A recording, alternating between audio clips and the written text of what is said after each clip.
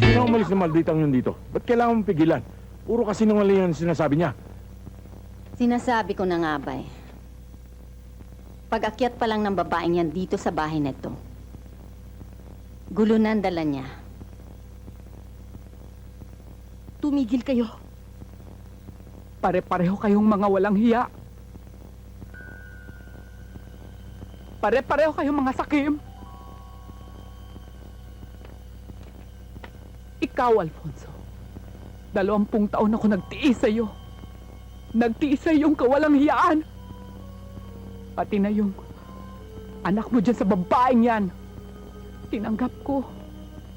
Itinuring kong tunay kong anak. Dahil takot ako sa skandalo. Skandalo sa aking profesyon. Pero sobra na. Sobra na kayo.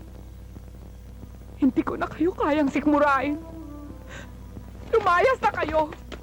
Lumayas na kayo dito sa aking pamamahay. Ikaw, Midi, isama mo na yan. Pati na si Saldi, yung anak mo. Panahon nang magkahiwa-hiwalay tayo. Ngayon na. Teka muna. Asawa mo ako. May puder ako sa pamamahay na ito. Inutil ka, Alfonso. Mula't simula. Ako ang nagpalamon sa iyo. At baka nakakalimutan mo. Ang bahay na ito ay ipinamana sa akin ng aking mga magulang.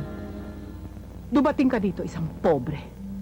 At dahil sa ginawa mo kay Ada at sa akin, aalis ka ngayon. Isang miserable. Lumayas ka na ngayon. Lourdes.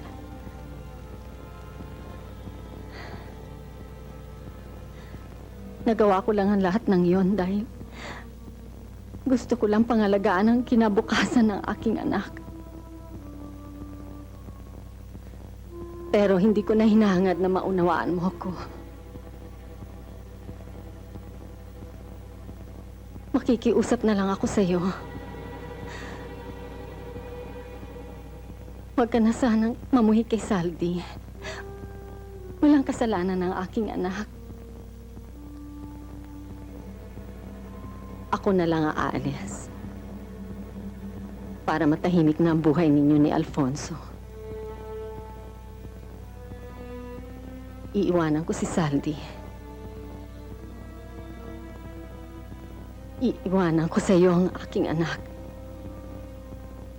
Total, ikaw naman ang kinikilala niyang tunay na ina. Pinapangako ko sa iyo lalayo ako. At hindi mo na ako uli makikita.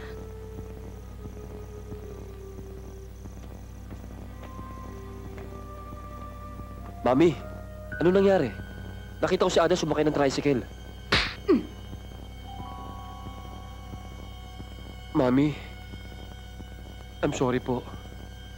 Hindi ko po alam ang balak ni Rita.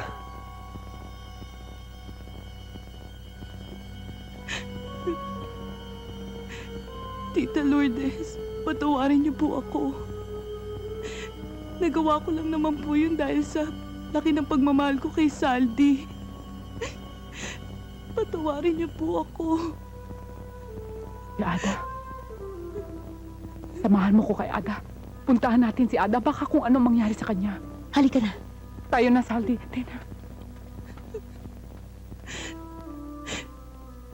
Tita Meding.